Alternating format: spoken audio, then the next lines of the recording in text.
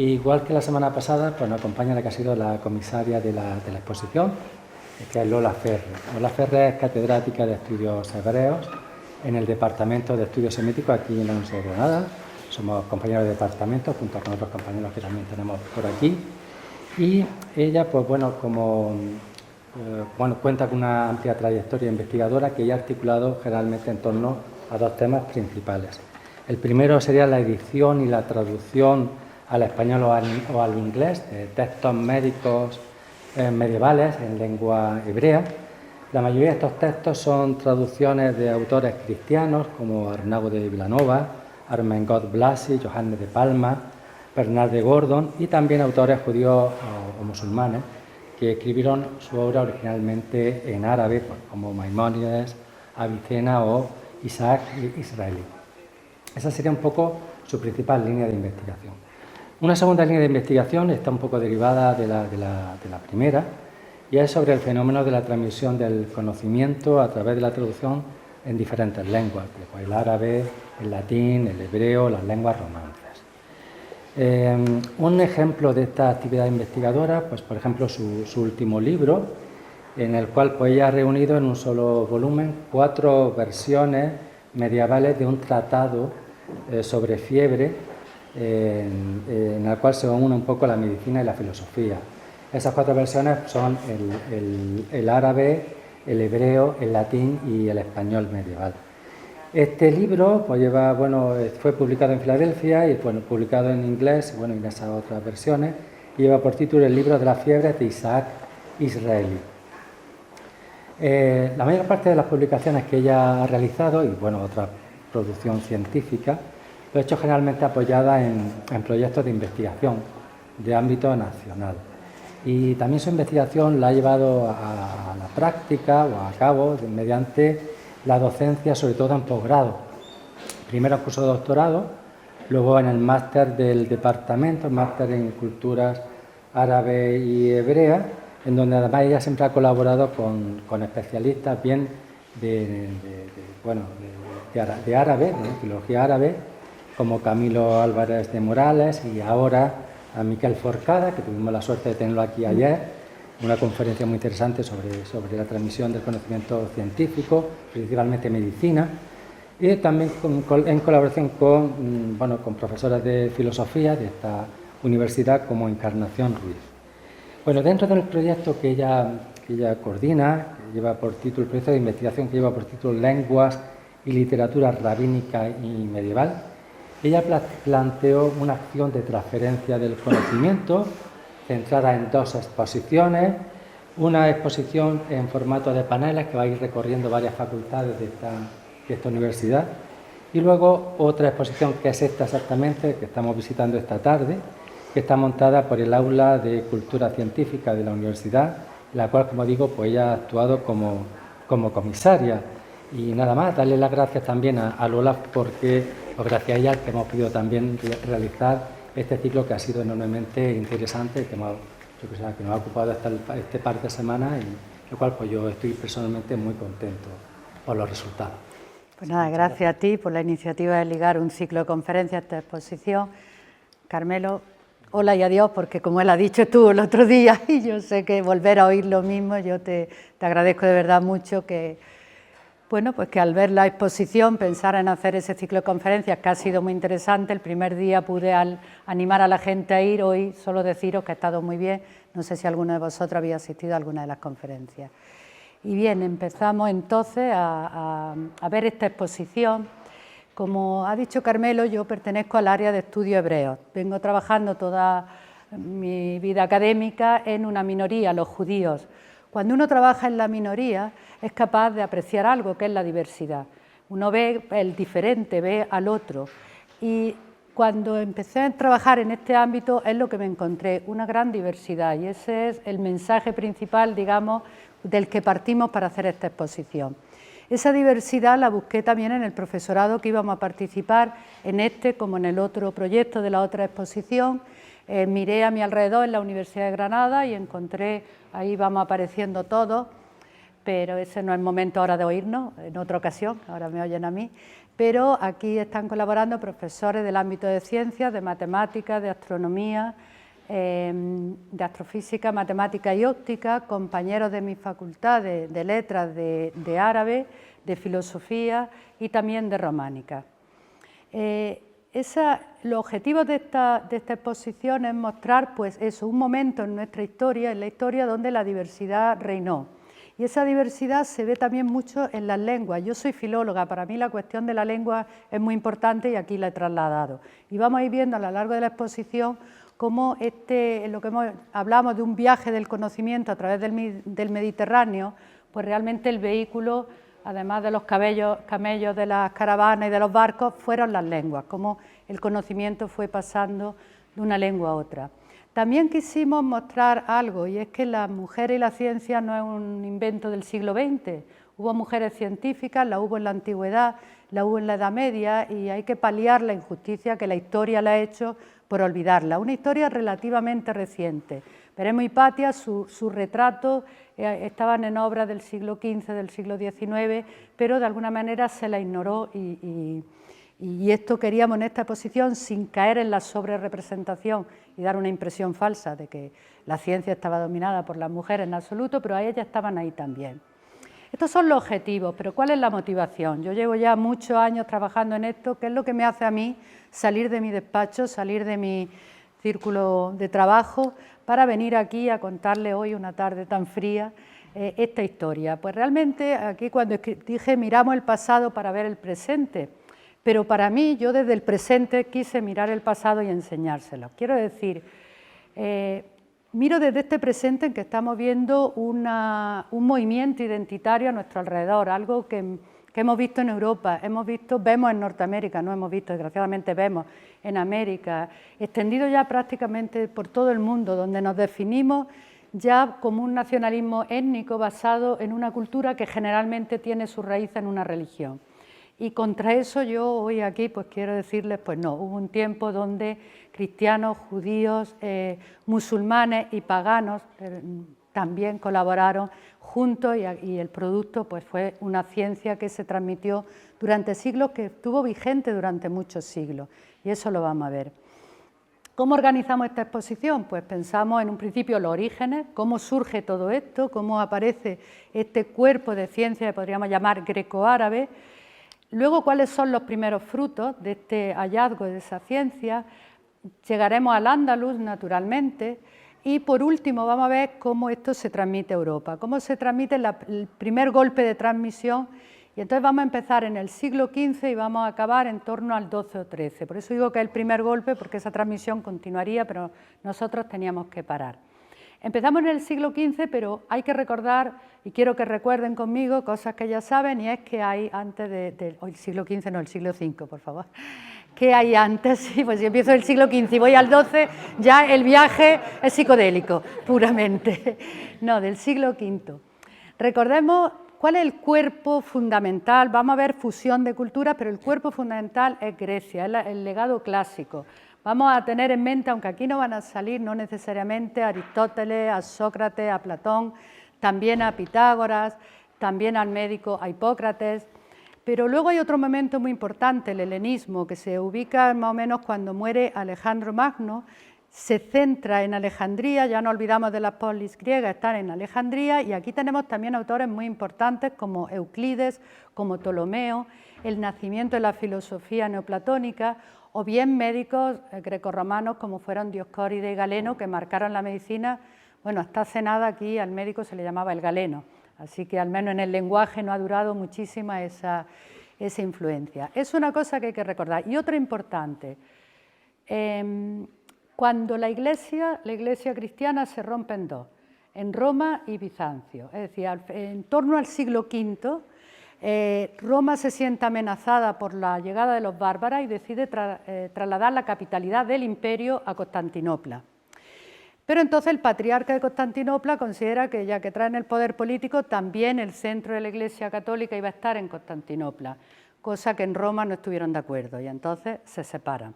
Primera separación, y ahora ya tenemos esta separación en dos lenguas. La Iglesia Católica Romana usará el latín, la Iglesia Católica Ortodoxa usará el griego. Las dos se llaman a sí mismas iglesias católicas, las dos se consideran herederas del cristianismo primitivo.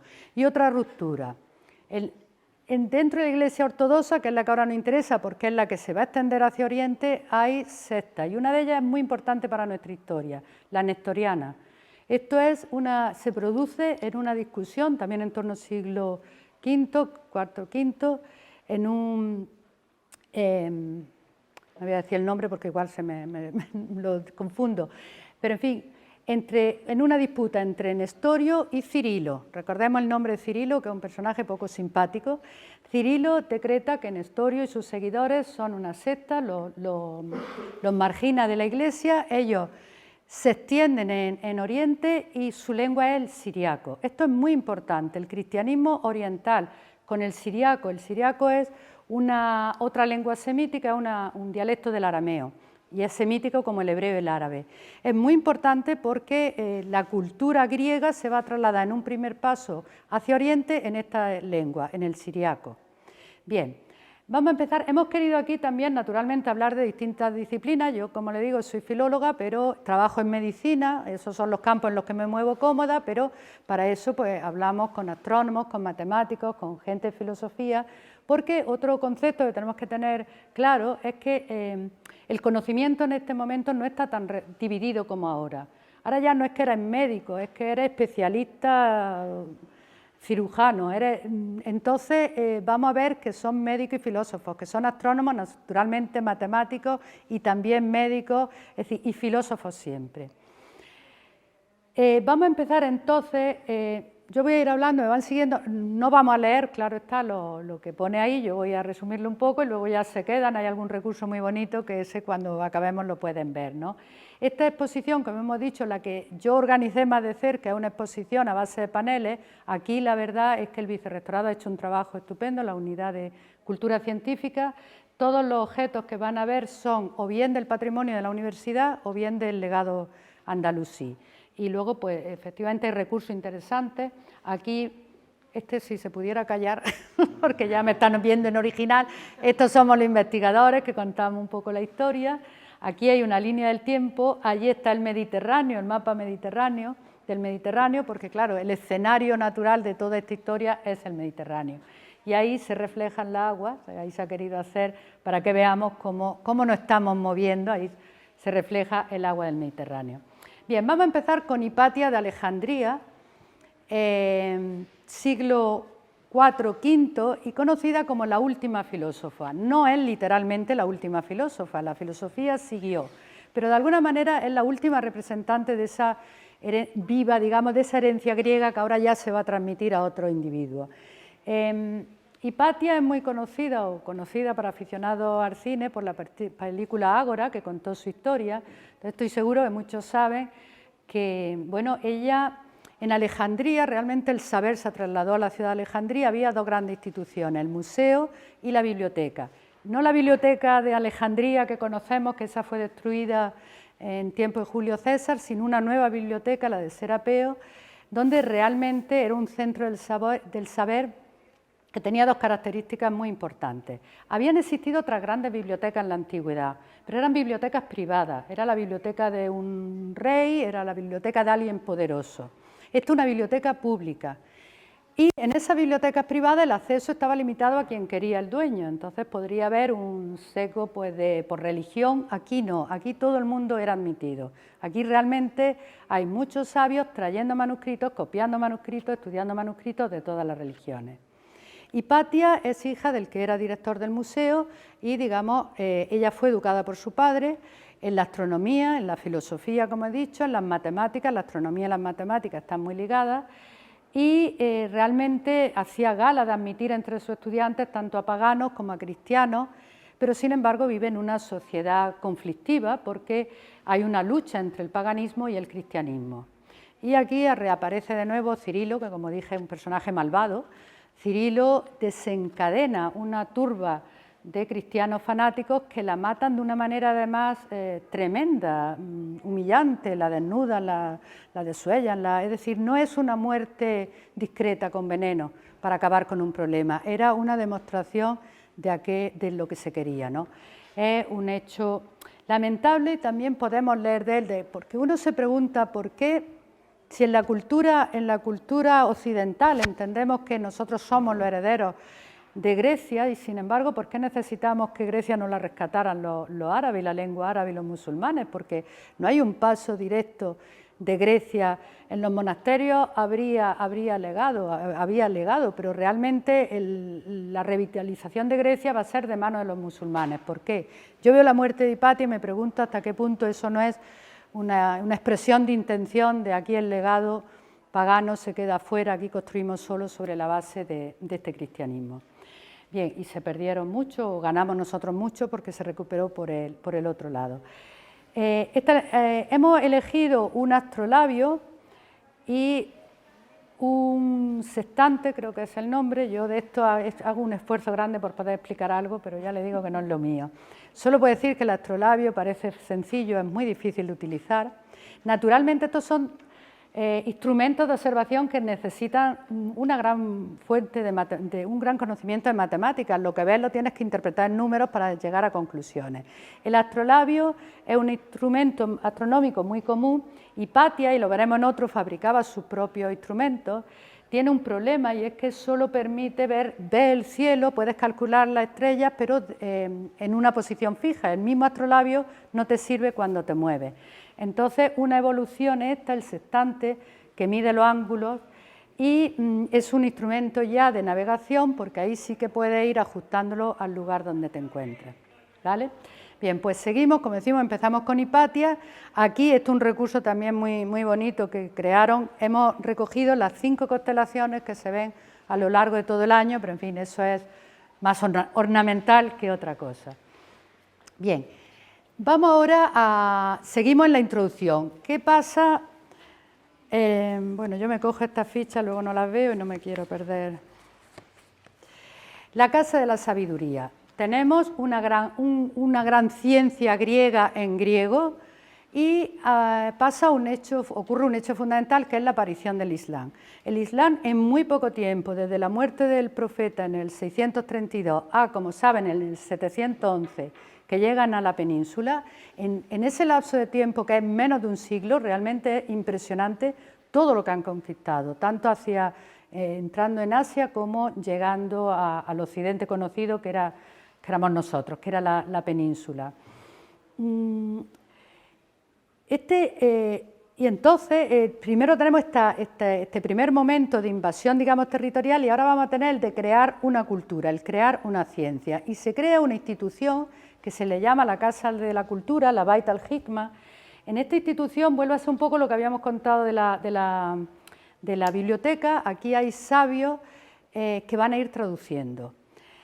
Como dije antes, el siriaco es una lengua muy importante porque digamos que la clase culta de la zona en Bagdad va a ser la clase administrativa también, el siriaco es su lengua, los cristianos.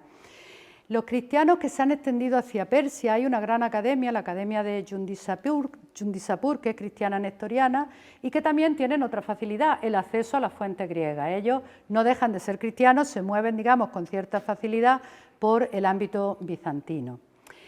El esfuerzo que se hizo fue inmenso y carísimo.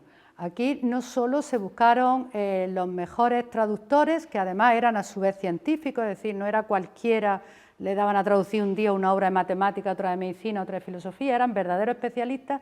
Muchos de los autores, casi todos los autores que vamos a ver, participaron, estaban muy bien pagados. Y otra cuestión que era también muy cara era conseguir los textos. Imaginemos que había que ir a los sitios, había que ir a las fuentes, a los monasterios, a buscar los libros y trasladarlos. Aquí no hay otra comunicación que esa, buscar buenas copias. En todos los procesos de traducción se hace una traducción, dice esta salió mal porque el original. Es un proceso muy caro y auspiciado por el poder, por la autoridad. Y uno se pregunta ¿por qué? ¿Por qué hicieron esta inversión? Además en algo que no es la ciencia teológica, que no es lo propio, no es la lengua árabe, es por el contrario, lo ajeno, la ciencia, la filosofía. Bueno, hay varias teorías. Por un lado tenemos el hecho de que la cultura persa era muy fuerte y de alguna forma los abasíes quisieron o competir o asimilar, hacerse fuertes también frente a los persas. Otra teoría es que realmente de esta manera el poder, digamos, civil, no era un poder civil, pero en fin, tratan de restar poder a los ulemas. Es decir, los ulemas son ortodoxos, siguen la tradición y estos van a crear un conocimiento nuevo que además es su gente, es la gente que ellos pagan, la gente que reúnen en su entorno. Bien, de una forma u otra es realmente en la historia de la cultura y de la transmisión del conocimiento un movimiento culmen en nuestra historia, porque se traducen, particularmente en el siglo X, muchísimas obras de filosofía, de ciencia, y empieza también a verse esta característica de la diversidad. ¿Quién es el director más importante de esta Casa de la Sabiduría? Hunayn ben Ishaq, que era un cristiano, que luego en el mundo latino lo conocieron como Joannicius. Él era cristiano, su lengua era el siriaco, aprende griego, del griego traducen al siriaco y del siriaco traducen al árabe. Poco a poco ya hay más expertos en lengua árabe, que es un esfuerzo difícil de hacer, y entonces esto empiezan a traducirse ya directamente del griego al árabe. Pero tenemos esa primera fase. Bien, dijimos, ¿y ahora de qué vamos a hablar? En estos comienzos pensamos que la primera materia de la que había que hablar era de la filosofía, porque la filosofía realmente es la madre de todas las ciencias, es decir, la filosofía, no sé cómo ya la entiende cada uno aquí ahora, pero en aquel momento la filosofía quiere conocer el universo, quiere conocer la Tierra y su lugar en el universo, el ser humano y su lugar en la Tierra y en el universo, cuáles son las leyes físicas, cuáles son los conflictos. Es decir, la filosofía lo abarca todo y es el principio de todo, es la ciencia madre de la que todo el mundo parte, y eso va a durar mucho tiempo. Es decir, en las universidades cristianas, todavía en el 16-17, por ejemplo, para estudiar medicina, antes había que hacer un bachiller de filosofía, es el fundamento. Bien, aquí me pidieron al hacer la exposición con qué objeto podemos hablar de la filosofía. Dije, pues con libros, ¿de qué objeto va a ser? Entonces pueden ver, hay una edición árabe de un fragmento del Collar de la Paloma y a su lado la traducción española por la parte de la filosofía judía. Aquí tenemos una edición hebrea con su traducción inglesa de una obra muy popular también de Al-Ándalus. Y después yo quise que vieran la foto de un manuscrito. Esto lo hago para valorizar mi propio trabajo, porque cuando uno dice, he hecho la edición de un texto, nadie sabe lo que es. Pues editar un texto es coger un manuscrito como este y unos cuantos más, leerlo, es un trabajo difícil y decidir cuál se escribió primero, cuál es más fiel al original, etc. Entonces, con estos objetos hemos querido mostrar pues, la filosofía ya en su evolución al Al-Ándalus. La siguiente ciencia que había que tratar eran las matemáticas, porque las matemáticas también, junto a la filosofía, están en la base de muchas ciencias, está en la base de la astronomía, está en sí misma una ciencia, está en la base, por ejemplo, de la arquitectura, la geometría. Esto nosotros lo vemos en el arte, en la ciencia, la geometría fue absolutamente imprescindible, ¿no? Y hemos hablado de un personaje, Al-Khwarizmi. Al-Khwarizmi es un matemático árabe que traduce a griegos, pero se interesa también por las matemáticas hindúes. Y esto es muy interesante porque ya tenemos otro elemento que se nos incorpora a este corpus, que es las matemáticas que se hacían en la India. Los indios hicieron algo muy importante para la evolución de las matemáticas, que es, digamos, descubrir o inventar el cero. Esto parece ahora una obviedad, la existencia del cero, pero claro, si nos ponemos en una mentalidad, cuando no conocíamos el cero, cuando le queremos explicar a un niño pequeño, más pequeño que tú ya esto lo sabes, los números, uno le identifica el número con un objeto, esto es el 1, esto es el 2, pero el cero, ¿cómo se explica el cero?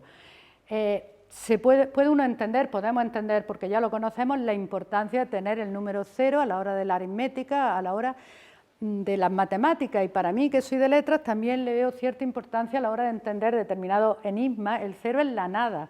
El cero en realidad es difícil de entender, como para mí siempre ha sido muy difícil entender el concepto de infinito. Son conceptos muy abstractos y de alguna manera el cero pues ejemplifica esa abstracción, ¿no? Eso fue una aportación de los indios que trajo Al-Khwarizmi.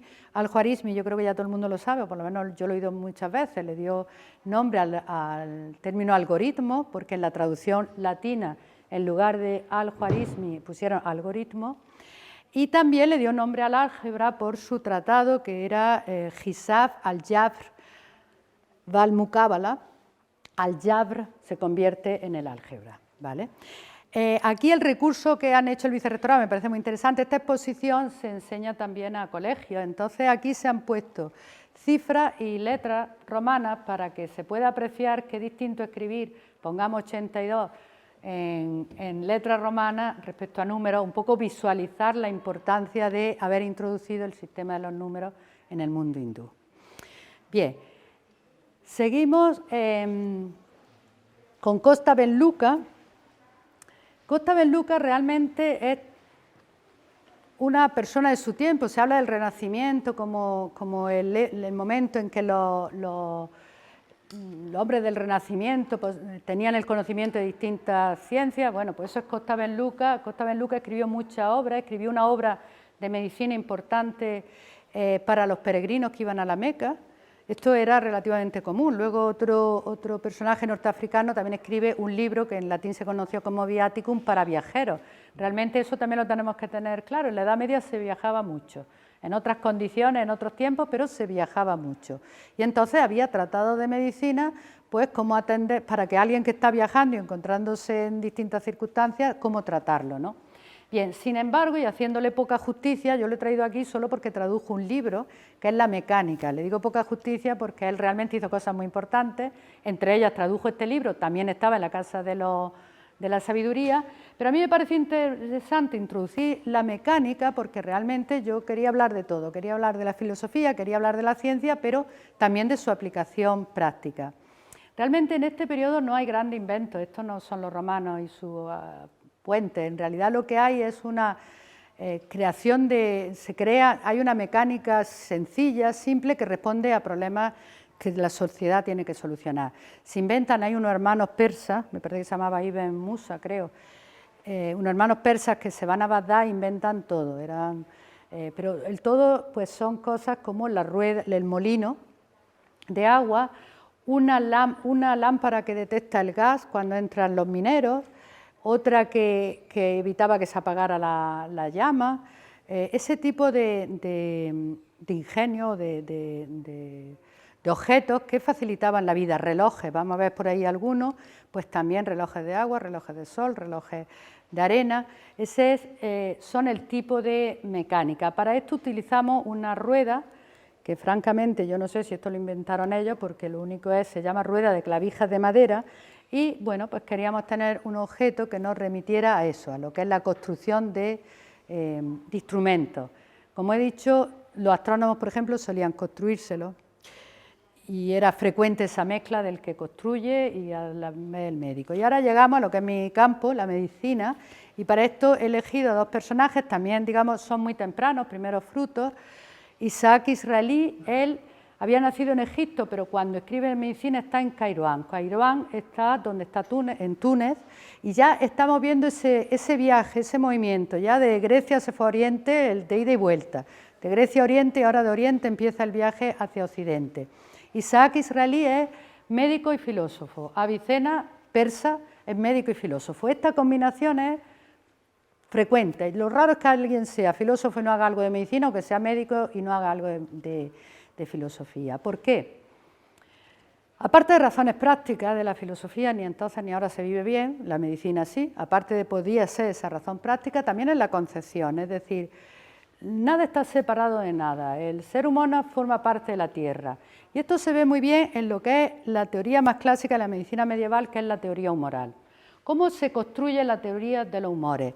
Se dice, en la Tierra hay, ya se habían definido Demócrito, 4 elementos, fuego, aire, agua y tierra. Y 4 cualidades, seco, caliente, húmedo y frío. Esto es la Tierra. Pues ahora en nuestros cuerpos, en los cuerpos del ser humano, también tiene que haber 4 elementos, que son 4 fluidos, la sangre, la bilis negra, la bilis amarilla y la flema. Y además cada uno de ellos tiene tiene esas cualidades. Si lo vemos, aquí se ha hecho un puzzle, la bilis negra es seca y fría, la bilis amarilla es caliente y húmeda. A partir de aquí se monta la fisiología, se entiende que el cuerpo, que la salud es el equilibrio de los humores, pero también que no todos los cuerpos tienen el mismo equilibrio, es decir, son diferentes, no todos tenemos que tener exactamente la misma cantidad. Eso que marca que se hagan tratados de medicina individualizados, los regímenes de salud. Si un régimen de salud que le sirve a ella igual no me sirve a mí porque en mi temperamento hay más sangre y en el suyo hay flema. Esto define la definición de los temperamentos, también ha llegado a nuestra lengua, es decir, todos conocemos la palabra flemático, la palabra sanguíneo, ahora se usa menos, pero también una persona sanguínea era una persona que reaccionaba bilioso, y luego la bilis negra es la melancolía en griego. Bilis negra en griego se dice melancolía y todos conocemos en la expresión melancólico. Melancólico era una persona, por ejemplo, que tenía un exceso de bilis negra. Esta es la fisiología. Ahora se monta la farmacia también, porque si uno es melancólico y por tanto tiene un problema de exceso de un fluido que es seco y frío, para contrarrestarlo tienes que buscar un medicamento que sea que sea húmedo y caliente. Aquí no hay homeopatía, sino la teoría que se llama ad contraris. Si tienes que buscar lo contrario de lo que padeces, no precisamente lo mismo. Entonces, como digo, aquí encontramos la relación de la filosofía con la medicina y también el concepto del microcosmos. Yo aquí he reflejado esto porque todo no cabe, pero también hay otra teoría que es la influencia de los astros. Hay muchos dibujos en los manuscritos donde se ve cómo cada uno de nuestros órganos fundamentales le corresponde un astro. La influencia de la estrella está presente. El otro día en una de estas conferencias había un astrofísico hablando y decía la astrología formaba parte de la ciencia. Es más, la astronomía estaba al servicio de la astrología y no lo contrario, no era marginal. Y, por ejemplo, por supuesto siempre se ha pensado la influencia de la luna en los ciclos menstruales, la influencia de la luna en el carácter y de ahí nos viene el lunático. Hay un concepto que es el de los días críticos, es decir, los días en que la enfermedad llega a su punto más álgido y luego empieza a bajar. Eso también está relacionado, por supuesto, con la estrella. La peste, en algún momento de 1348, se dijo que la causa era una confluencia de estrellas, de constelaciones. Así que también tengámoslo en mente. Ahora despreciamos la astrología porque además nos parece que es lo del horóscopo y tal, pero en ese momento los reyes tienen un astrólogo, sus decisiones se toman en base a eso.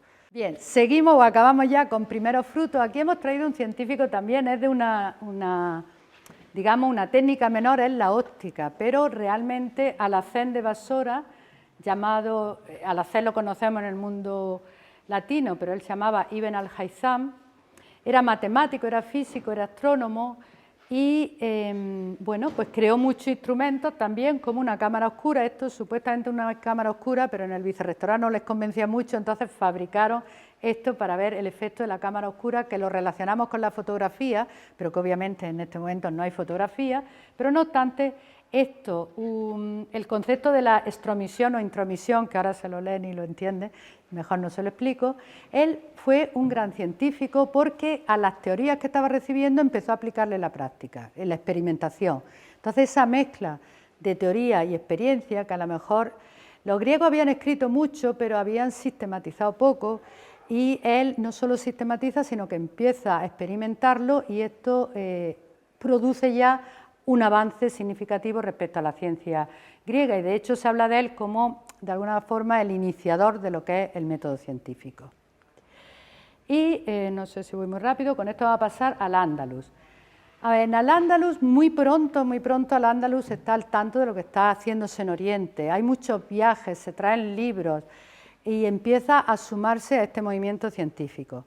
Ocurre que también aquí los sultanes, particularmente Abderramán, van a promover la investigación, van a promover el trabajo, pero en la ciencia aplicada. Es decir, la filosofía no le gustaba tanto, pero sin embargo promueven la medicina, promueven la astronomía y también la agricultura.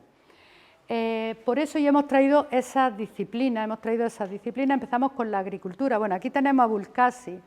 Abulcasi es un médico, se llama también al-Sarawi porque nació en Medina Sahara, o al menos trabajó allí. Él es un médico innovador.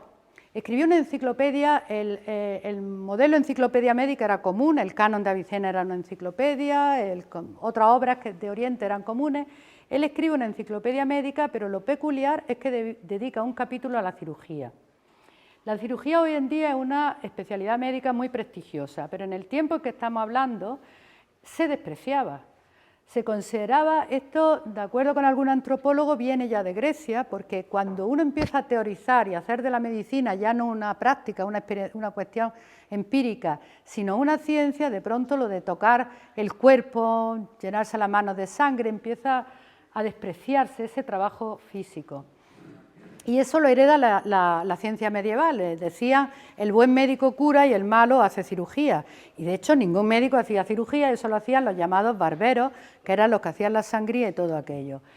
De hecho, el propio Dioscórides, no sé si lo conocen, les suena, él escribió La materia médica, que es una obra conocida, muy conocida, incluso ahora, porque luego Laguna hizo un comentario, es un libro de plantas medicinales, que hay una edición de Pío Fonquer del Dioscórides con los comentarios que es muy popular, pero popular de que la gente la tiene en su casa porque busca ver qué planta le va a venir bien para un dolor de estómago, ¿no? Dioscórides era un médico militar, digamos, él iba en las campañas militares de Roma y en lugar de escribir algo sobre cirugía, porque la verdad es que la guerra es el gran laboratorio para la cirugía, en lugar de eso escribió un libro de plantas recogiendo todas las plantas que iban en su camino. Es decir, que realmente la cirugía se sentía un gran desprecio por ella y sin embargo Abulcasi la introduce en su obra, se traduce al latín y empiezan a surgir grandes cirujanos en el mundo cristiano, todos deudores de Abulcasi.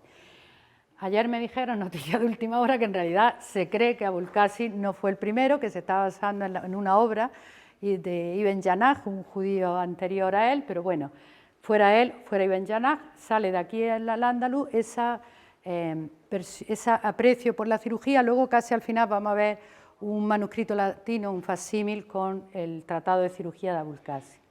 Llegamos a la agricultura. Para esto lo hemos orientado, esto es el llamado Codex Granatensis, un facsímil, lo elegimos porque tiene escenas de huerta. La agricultura también fue una verdadera revolución en Al-Ándalus, porque se unieron distintos elementos. Por un lado ya había una tradición de obras bizantinas, había una tradición no tanto escrita como oral, naturalmente latina y romana, porque ellos entran, los visigodos habían mantenido ese legado, y los musulmanes llegan a escribir 8 grandes tratados de agronomía.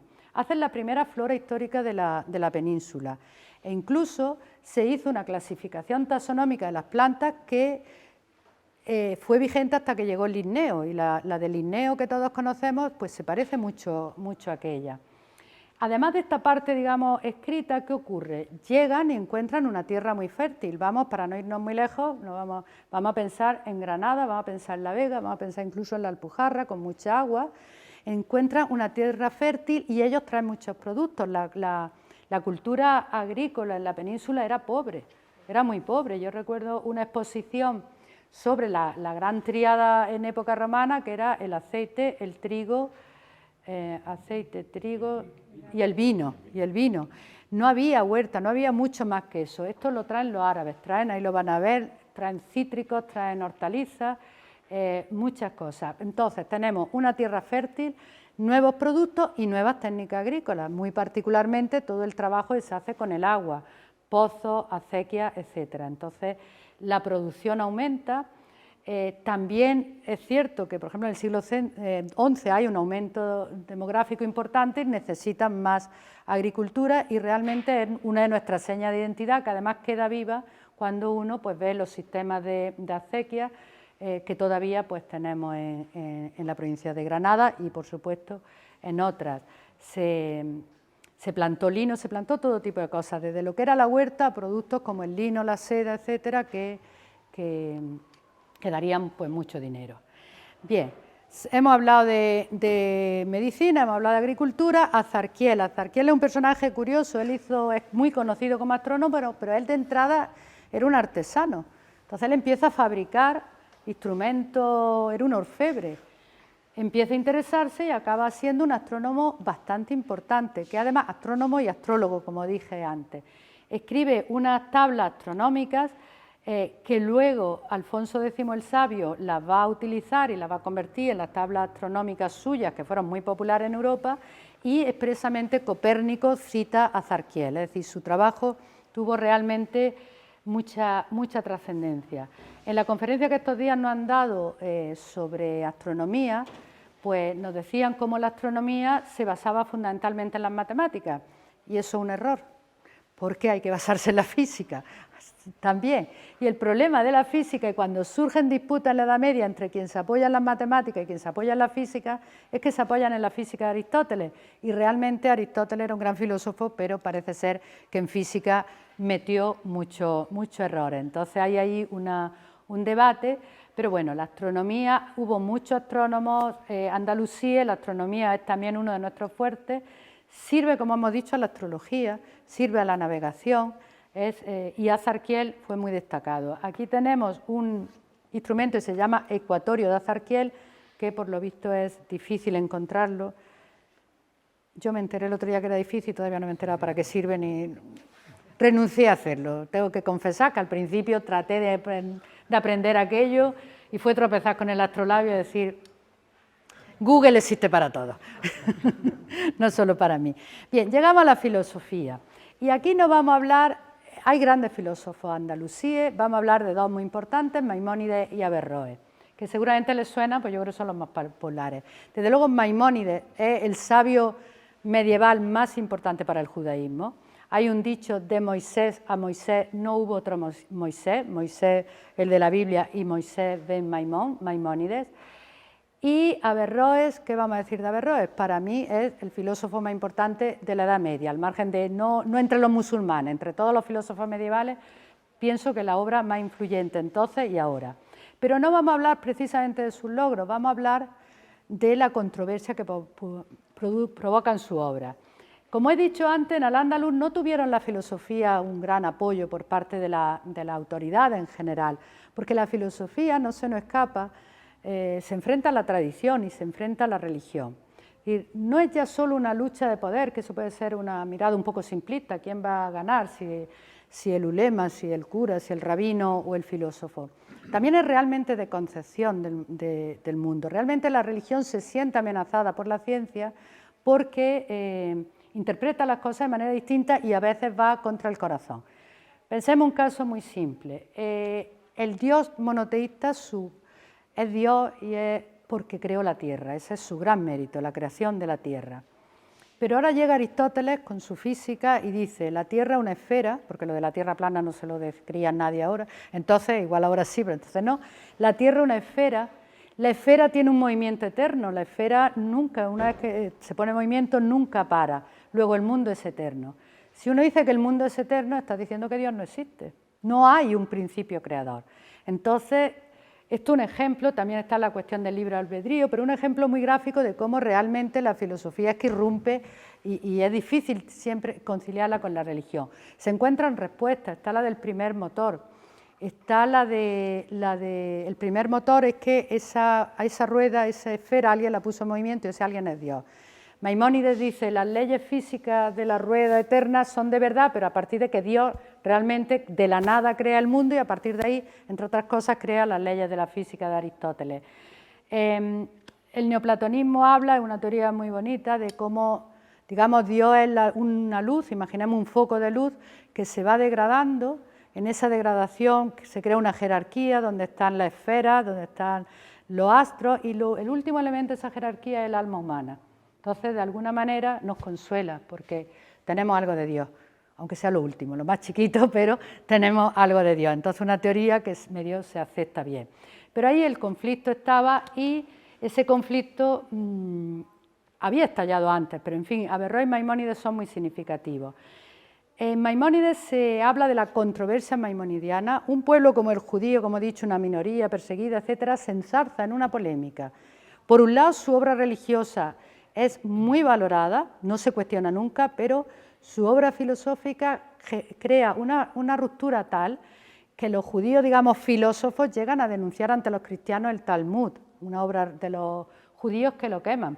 Pero es que los ortodoxos, los que estaban frente a la filosofía, llegan a execrar la tumba de Maimónides en Tiberiade, es decir, alcanza una virulencia que en un momento dado se acaba la controversia porque está siendo ya autodestructiva para la comunidad.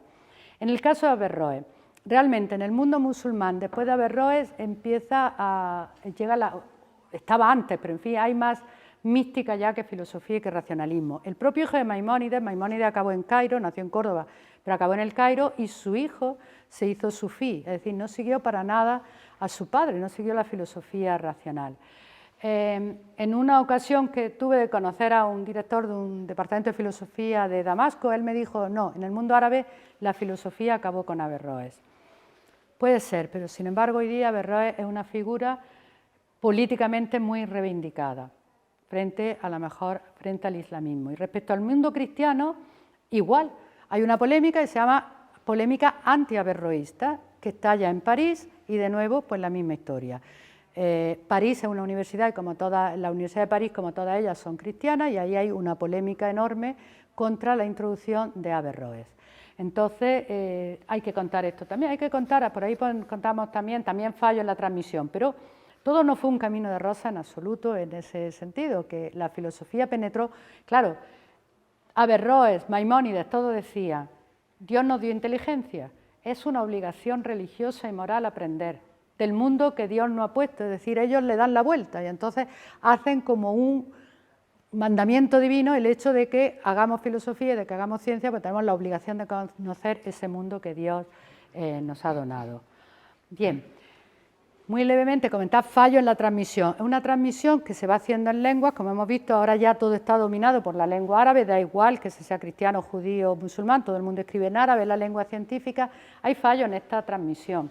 Hubo un comentador de Avicena sirio, creo, Ibn Nafis, que él escribió sobre la circulación de la sangre y describió, que estaba muy mal descrita por Galeno, describió correctamente la circulación pulmonar y nadie le hizo caso.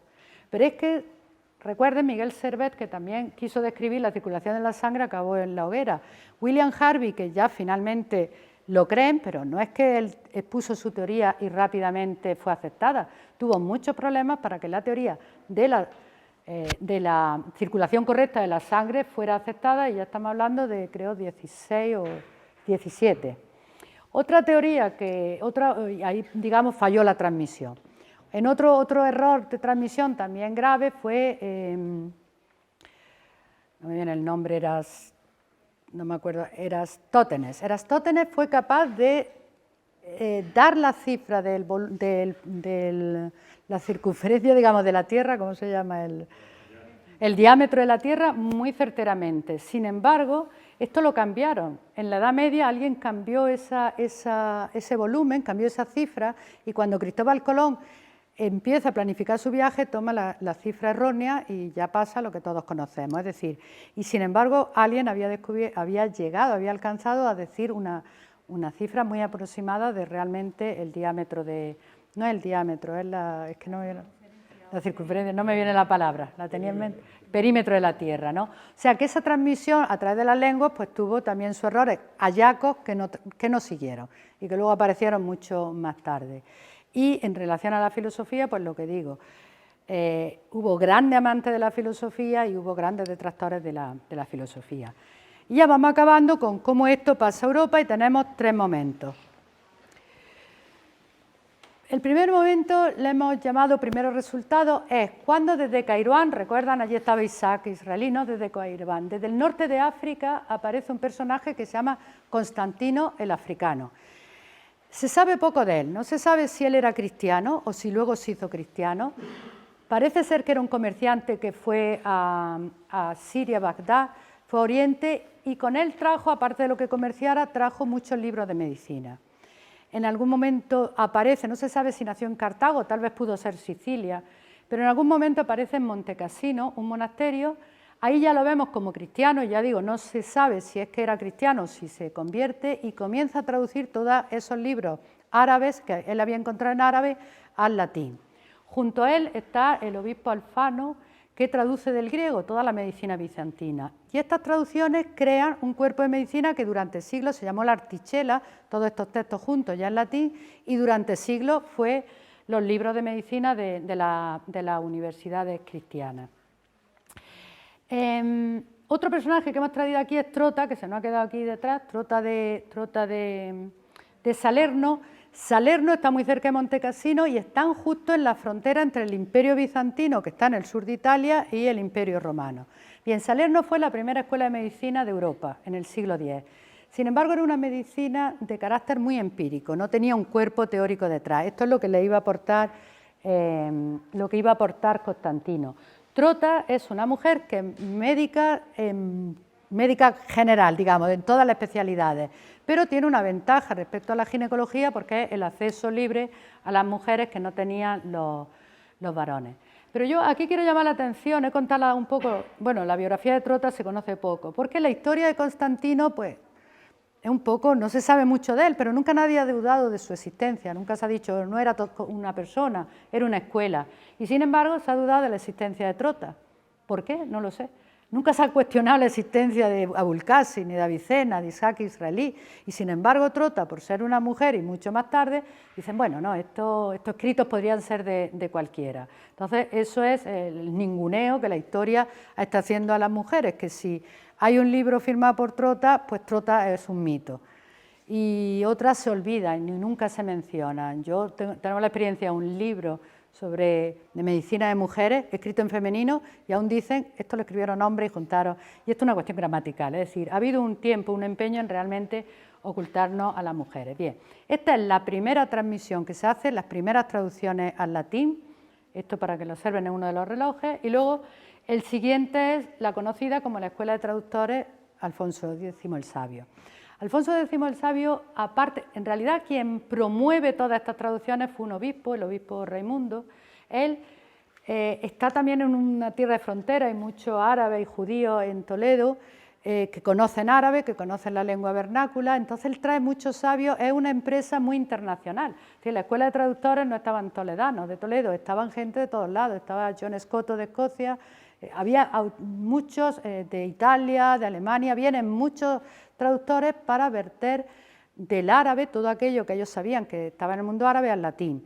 También, de nuevo, método intermedio del árabe al romance, del romance al latín. Esto ya empieza a generar, y luego lo confirma el propio Alfonso X, estaba muy interesado en la astronomía, en la astrología. Como he dicho antes, las tablas astronómicas de Azarquiel la adaptó y estuvieron también vigentes en Europa mucho tiempo, y promueve el uso del español, también del romance para la ciencia. Esto es interesante porque ya va ampliándose, ya hemos pasado al latín, ahora pasamos al español y ahora ya vamos a acabar con el hebreo y con Jehudai Ben Tibón, el único granadino de toda la exposición, pero bien conocido. No sé si saben quién es, la estatua que hay, si la identifican.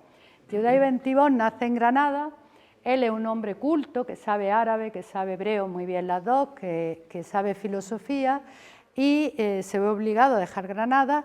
Muchos judíos, esto tiene que ver con la llegada de Almorávide y de Almohades, muchos judíos optaron por irse a África, a Marruecos, a zonas donde hablaban el árabe, pero él, por razones que ignoro, decidió irse al sur de Francia.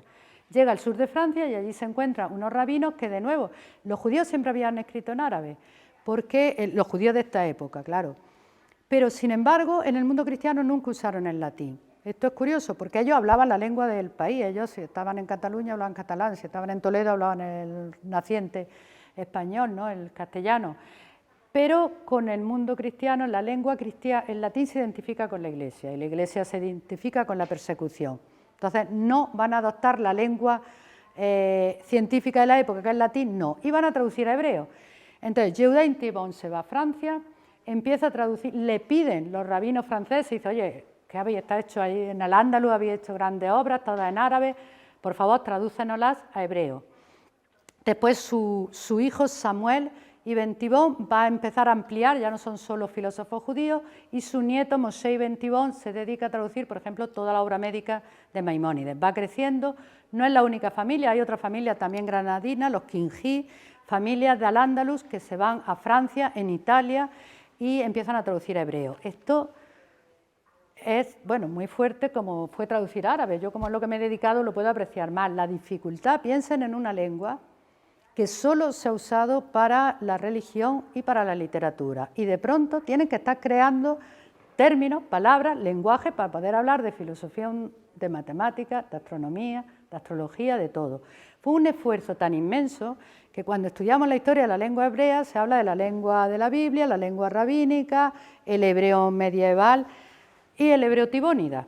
ha cogido el nombre, porque realmente fue un proceso de creación de la lengua. Como el árabe y el hebreo son lenguas hermanas, incorporaron mucho del árabe, después empezaron a meter términos latinos, y es un fenómeno curioso porque, como digo, no llega a ser una lengua científica, es la lengua de las comunidades judías, pero de pronto se encontraron que, además de leer comentarios, podían leer en hebreo. Se creó una biblioteca inmensa. Un historiador decía que la biblioteca de textos de medicina en Israel era mucho más pequeña que la que hubo en la Edad Media, todo con copia a mano.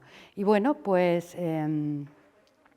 con esto acaba la exposición en el sentido de que ya hemos dado ese paso de transmisión a Europa, pero esto va a continuar con rechazo hacia esa ciencia, pero también todavía simpatía hacia esa ciencia grecoárabe, y pues espero que hayan apreciado lo que decíamos. A partir de aquí se inicia la traducción a español, etc. El libro de Ishaq israelí que antes mencionó Carmelo, efectivamente hay una versión medieval española y a todas las lenguas vernaculares europeas. Como la lengua era muy importante para esta exposición, como yo dije, soy filóloga, creamos un recurso, y no se lo he dicho antes para que no se pararan todo allí, pero que ahora sí le digo que se paren, es muy bonito. Me pidieron una frase, esto fue en el vicerrectorado, dijeron, ¿por qué no nos dice una frase significativa y la vamos a decir en todas las lenguas de la exposición? La frase que pensé es una frase que dijo Bernardo de Chartres en el siglo XII, cristiano, y que dice, somos como niños sobre hombros de gigantes.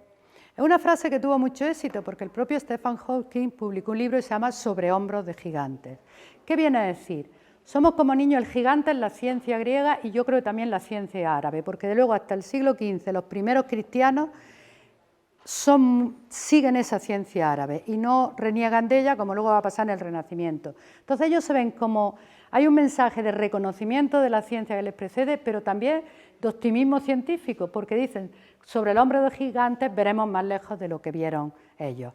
Esta frase, que es muy significativa, está grabada en todas las lenguas que hemos visto. Eso se llevó su trabajo, el buscar nativo o no nativo, está en latín, está en griego, está en sirio, en árabe, en hebreo, está en castellano, en femenino y en masculino, por darle juego, está en inglés. Yo aquí ya aproveché amigos y gente del equipo, en castellano es la rectora y el vicerrector de Cultura, en inglés no es nacional, los de árabe son amigos míos y ya todos están ahí.